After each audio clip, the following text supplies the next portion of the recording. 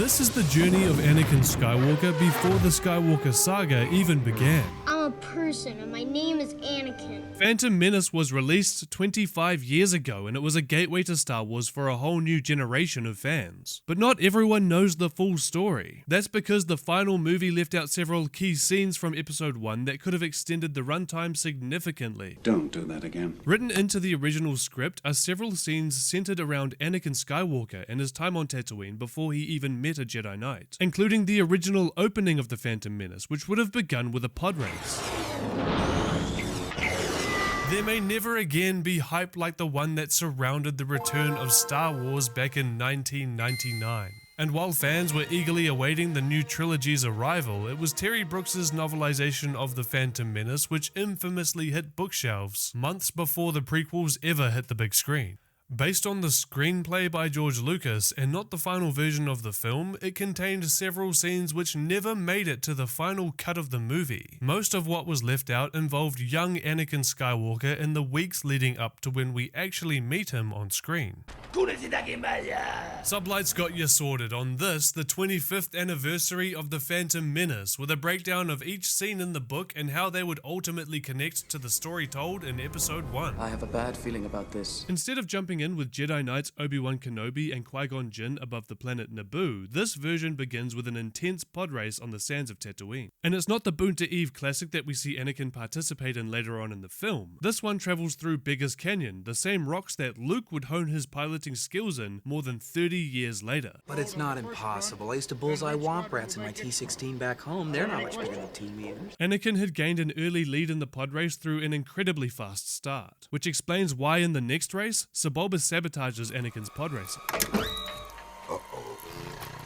While winding through Beggar's Canyon, Sebulba gains a lead on Anakin. In an attempt to leapfrog Sebulba, Anakin gains altitude. That's when he's struck by a vision through the Force, showing him that his current path would lead to disaster, most likely killing himself and Sebulba. Taking swift action to avoid this fate, Anakin ducks back behind Sebulba. But instead of showing his gratitude, Sebulba flashes Anakin with his vents, causing Annie to spin out, losing control of both engines and crashing into the canyon wall, wrecking his pod racer. Compared to most pod racing crashes that we've seen on screen, Anakin was lucky to walk away. Being so far away from Mos Espa, Anakin just sat himself on the raceway and waited for a land speeder to come and collect him.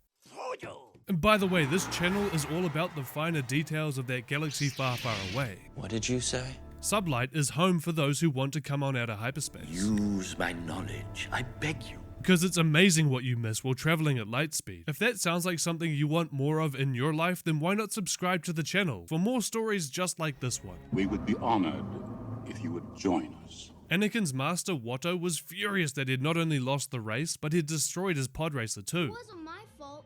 Really. Sebulba flashed me with his vents. I actually saved the pod, mostly. Back in the junk shop, Watto threatened to find a new pilot, and Anakin's mother Shmi agreed. I don't want you to race. It's awful. I die every time Watto makes you do it. Watto told Anakin he was going to have to repair the pod racer, and that it would have to be better than new. As he got to work in the junkyard amid the setting suns of Tatooine, Anakin told himself that next time he raced, he would win. With this? Oh no, you're okay, Annie.